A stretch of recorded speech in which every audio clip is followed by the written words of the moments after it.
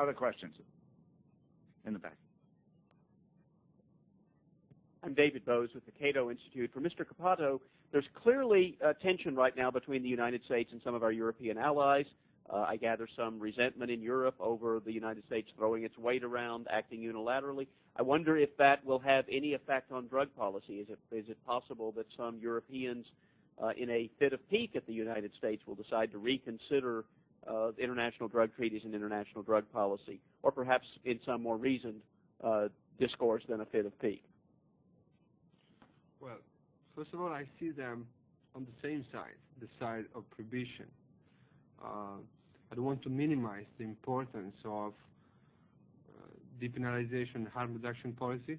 We fought very hard for these policies, but at the same time, all over the world, drugs, illicit drugs, are handled by criminal organizations. This is how I personally see it. There are a margin of tension and friction. It was the case in the Vienna meeting, where some European countries would like to have internationally recognized the wiseness or the seriousness or the scientifically based thoughtfulness of their harm reduction policies. Apparently, the U.S. is not willing to recognize that, and as allied for this, there are the worst dictators of the world. Those countries that in the Commission of Human Rights of the UN, they could be under pressure. At the Drug Commission, they are the teachers. They explain how strong they are, how they fulfill the treaties. In China, in Burma, they kill with a bullet in the head a drug consumer, and they feel themselves fully respectful of the international treaties. So the answer is, I frankly don't know. It could go both ways. There is another element of tension in South America. European Union is more for the alternative crops model and voluntary alternative crops cultivation. The United States is more for fumigation and forced eradication of crops. And sometimes it happens then they fumigate those camps that are financed by the European Union for alternative crops. So yes, there are elements of tension, and but it's very difficult to say in which way are we going today. Other question?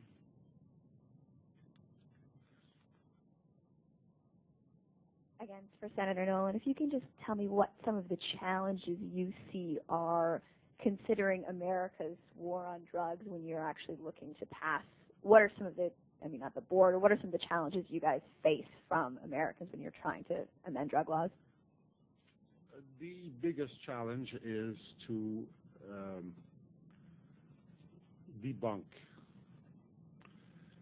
the philosophy that says all use is an abuse. That's probably where we have the dividing line between the two countries. More and more Canadians, and you know what, I'm sure many Americans don't believe in that premise that all use is an abuse.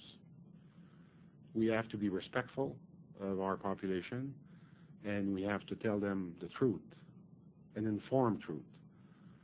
So that's probably the biggest problem, is to convince our American colleagues that not all use are of an abuse.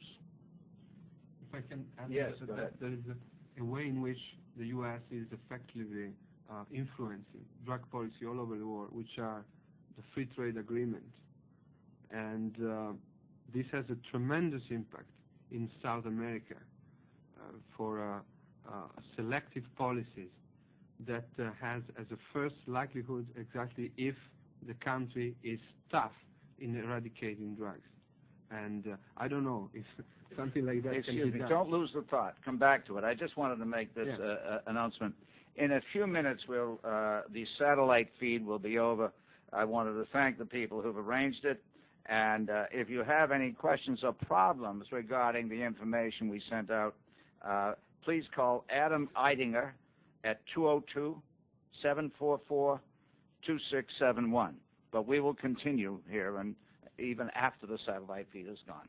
So Go ahead. I don't know if the U.S. can allow themselves to make the same policy with Canada. I hope not, because the trade is too strong to be. But this is what they are doing all over the world. I want to go back to your question of the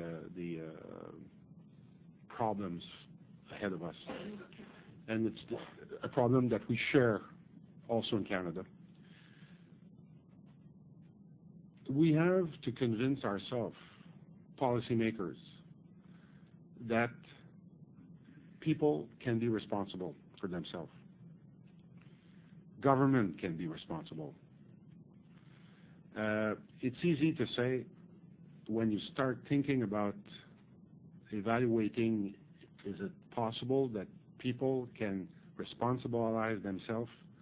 I strongly believe in it when they're properly informed. Some people will say or admit that it is not possible.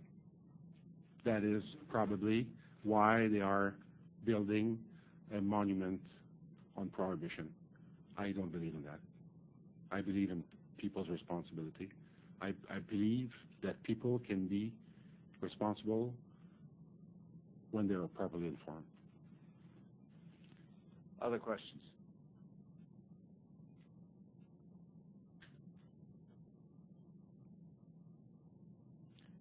I would just add this thought, that in my work, I looked back to the situation before Prohibition went into effect in the United States.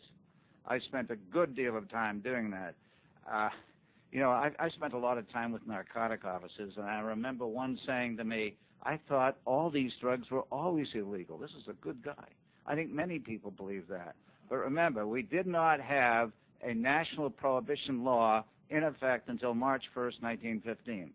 I've done an enormous amount of research on this, and I would challenge anybody to show that during the entire history of the time, when the United States had free and open sale of drugs, including through the Sears Roebuck catalog, any major social problems developed. You had individual problems. You had family problems.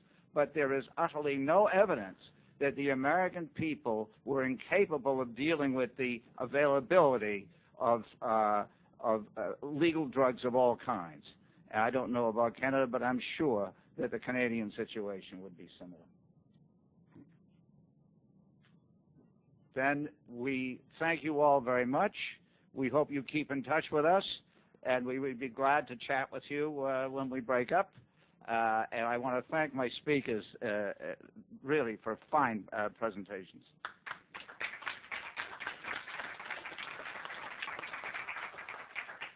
Thank you so much.